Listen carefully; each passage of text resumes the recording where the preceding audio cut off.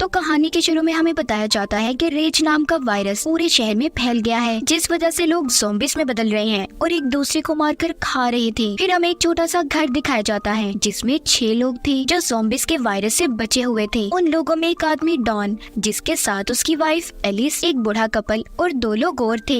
Alice उस घर में बचे हुए सामान से कुछ खाना बना रही थी। डॉन बाहर के हालात देखकर बहुत परेशान था क्योंकि उसने अपने बच्चों को स्कूल ट्रिप पर फ्रांस भेजा हुआ था। दरअसल ये वायरस इसी शहर ब्रिटेन में फैला हुआ था। यही वजह थी कि डॉन के बच्चे इस वायरस से महफूज थे। यहाँ पर सब लोग खाने के टेबल पर बैठे हुए थे। उनके घर में बिल्कुल अंधेरा था। सभी लोग आपस में ना ही बात करते हैं और ना ही किसी किस्म का शोर था। तभी उनका कोई दरवाजा जोर जोर से खटखटाने लगता है। कहता है, मुझे प्लीज अंदर आने दो, दरवाजा खोल दो, मुझे बचाएं। दरअसल ये आवाज 10 साल के छोटे बच्चे की थी। बच्चे की आवाज सुनकर एलिस कहती है कि प्लीज हमें दरवाजा खोलना चाहिए, हम उस बच्चे को अंदर आने देते हैं। जब ये दरवाजा खोलते हैं तो हम देखते हैं बाहर दोपहर थी। इन्होंने बस अपने घर में ही अंधेरा किया हुआ था ताकि कोई ज़ॉम्बी इन्हें देख ना पाए। ये उस बच्चे को अब अंदर कर लेते हैं और खाने के लिए कुछ देते हैं। पूछताछ करने पर बच्चा बताता है कि मेरे मॉम डैड ज़ॉम्बी बन गए और मेरे पीछे पड़े हुए हैं, वो मुझे खाने आ रहे थे।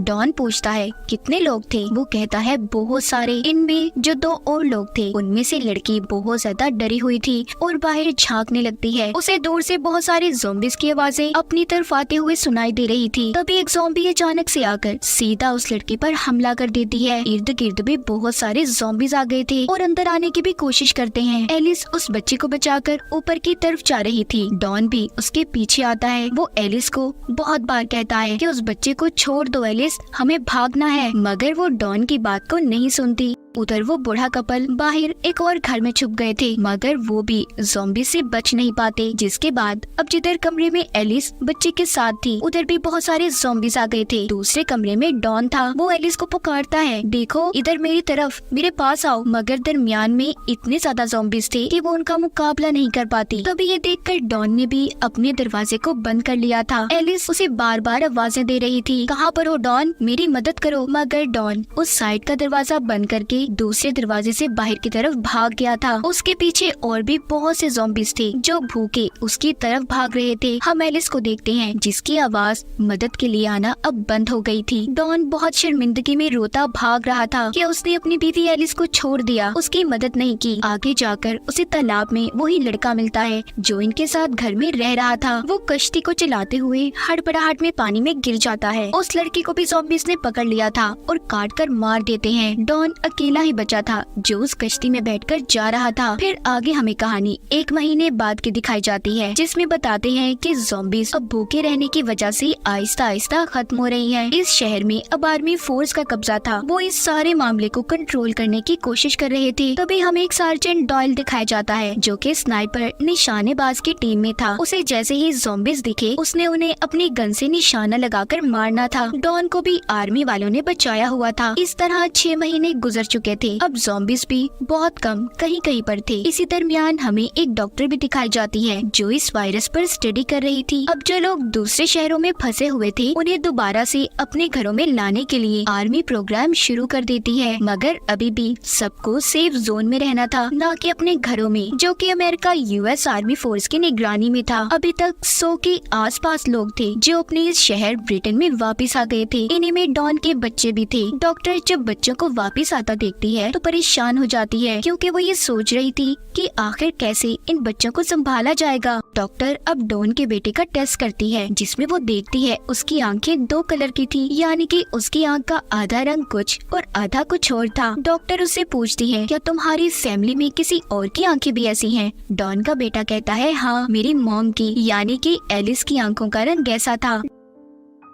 डॉन जब अपने बच्चों से मिलता है तो बहुत खुश था। वो दरअसल अभी भी इस सेफ जोन में रहकर आर्मी के साथ मिलकर काम कर रहा था, इसीलिए वो अपने बच्चों को उस जगह पर ले आता है जहाँ पर वो रह रहा था। वो अपने बच्चों को उनकी मॉम एलिस के साथ हुए हादसे के बारे में भी बताता है। रात के वक्त सोते हुए डॉन के बेटे को अपनी मॉम के सपने आ रहे थे। उसे ऐसा लगता है कि शायद वो अपनी मॉम का चेहरा भूलता जा रहा है। सुबह को जब डॉन अपने काम पर चला जाता है तो उसके बच्चे चुपके से सेफ जोन से निकलकर भाग गए थे और भागते भागते अपने घर पहुंच गए थे ताकि वो अपनी मॉम की कोई तस्वीर ले सके। तभी आर्मी को भी इनके बारे में पता चल जाता है कि 2 बच्चे सेफ जोन से भाग गए हैं, मगर तब तक वो दोनों अपने घर पर थे जहाँ पर डॉन के बेटे को अपने घर के ऊपर वाले हिस्से से कुछ आवाजें आ रही थी। जब वो ऊपर जाकर देखता है तो उधर उसकी मॉम थी, यानी कि एलिस, जिसको डॉन ज़ॉम्बीज़ के दरमियान में छोड़कर चला गया था। फिर डॉन का बेटा अपनी मॉम के गले लग गया था, तभी उसे दर्द होता है। दोनों बहन भाई जब अपने घर से बाहर आते हैं तो देखते हैं आर्मी की फौज थी जो सेफ जोन में दोबारा लेने आई थी। वहाँ पर तीनों को क्वारंटाइन में रखा गया था। एलिस को बांधकर लैब में रखा जाता है। डॉक्टर उसका ब्लड टेस्ट करती हैं। वो ये पता करना चाहती थी कि कहीं एलिस भी ज़ॉम्बी वायरस से इन्फेक्टेड तो नहीं। तभी उन्हें पता चलता है कि एलिस इन्फेक्टेड तो हुई थी, मगर उसकी इम्यूनिटी इतनी पावरफुल, इतनी ताकतवर थी कि उस पर ज़ॉम्बी वायरस का असर नहीं हुआ। इसीलिए अभी तक वो ज़ॉम्बी भी नहीं बनी थी, मगर उसके खून या फिर किसी भी वजह से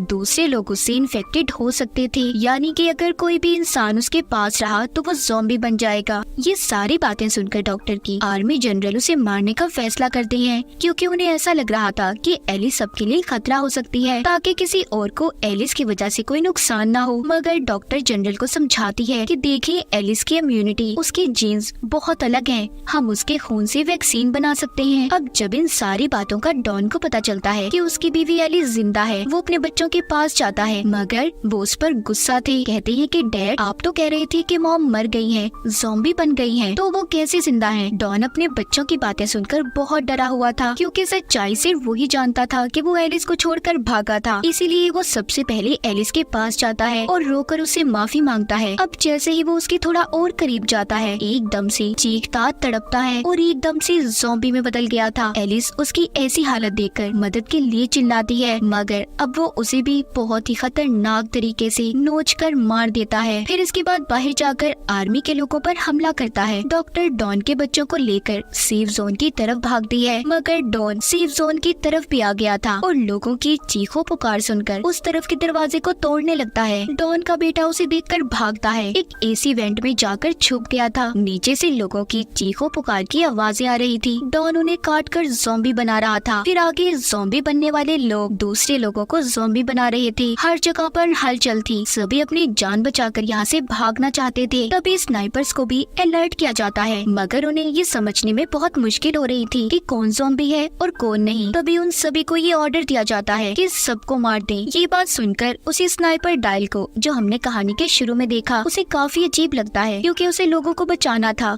उनकी मदद करनी थी, ना कि उन्हें मारना था। वो देखता है कि डॉन के बेटे के आगे एक ज़ॉम्बी आता है, जिसे वो शूट करके मार देता है, मगर उसने डॉन के बेटे को नहीं मारा था, इसीलिए वो अपनी इस ड्यूटी को छोड़ देता है। डॉन के बेटे को एक आदमी अपने साथ कमरे में ले आया था, जहाँ पर बहुत अंधेरा था। उधर ही उसे अपनी बहन और डॉक्टर मिली थी। इनके अलावा यहाँ पर और भी बहुत से लोग थे। बूढ़ी औरत बाहर का नजारा देखकर बहुत परेशान हो जाती है और कहती है कि आखिर ये सब लोगों को क्यों मार रही है। तभी यहाँ पर डायल आ जाता है, जो सबको यहाँ से चलने का कहता है, क्योंकि यहाँ पर रुकना खतरे से खाली नहीं था।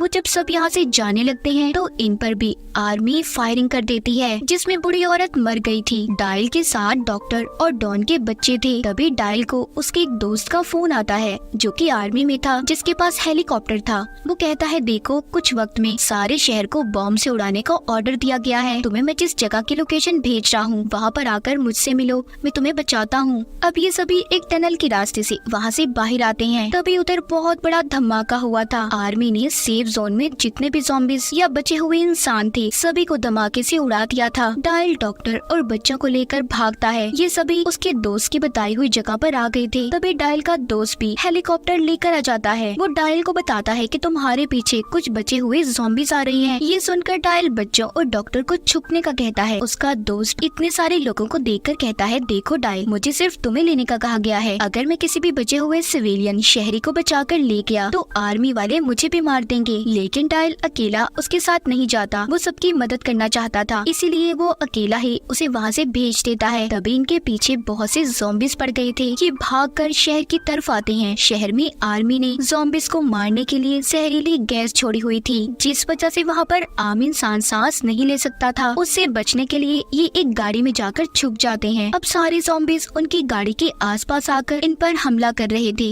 मगर गैस की वजह से वो ज़ॉम्बीज़ वहीं पर मर जाते हैं। पीछे आर्मी के लोग भी थे जो सबको यहाँ पर खत्म करने आ रहे थे। डायल और डॉक्टर की गाड़ी स्टार्ट होने का नाम नहीं ले रही थी। तभी डायल गाड़ी से बाहर निकलता है और गाड़ी को धक्का लगाने लगता है, मगर वो आर्मी की नजरों में आ गया था। आर्मी वाले उसे भी इन्फेक्टेड समझकर मार देते हैं। डॉक्टर बच्चों को बचाकर गाड़ी चलाकर टनल तक पहुंच गई थी, मगर वहां पर आकर उन्हें डॉन का ज़ॉम्बी दिखता है। उसने यहाँ पर डॉक्टर को भी मार दिया था। इसी बीच डॉन के बेटा बेटी भी अलग हो जाते हैं। डॉन ने अपने ही बेटे पर हमला कर दिया था, मगर उसके बेटे के अंदर भी एलिस की तरह ही ताकत थी, जिस वजह से वो भी ज़ॉम्बी में नहीं बदलता। तभी डॉन की बेटी आकर गन से अपने ही डैड को मार देती है और बहुत रोती है। ये दोनों बहन भाई स्टेडियम में पहुंच गए थे, जहाँ पर वो ही डायल का दोस्त आता है जिसके पास हेलीकॉप्टर था। वो उन बच्चों को देखकर सोचता है कि उसे इन्हें बचाना चाहिए या नहीं बचाना चाहिए। शायद वो इन्फेक्टेड ना हो, मगर फिर भी वो उन्हें बचा लेता है और अपनी हेलीकॉप्टर में ब्रिटेन शहर से बाहर ले गया था। हमें शहर का नजारा दिखाया जाता है।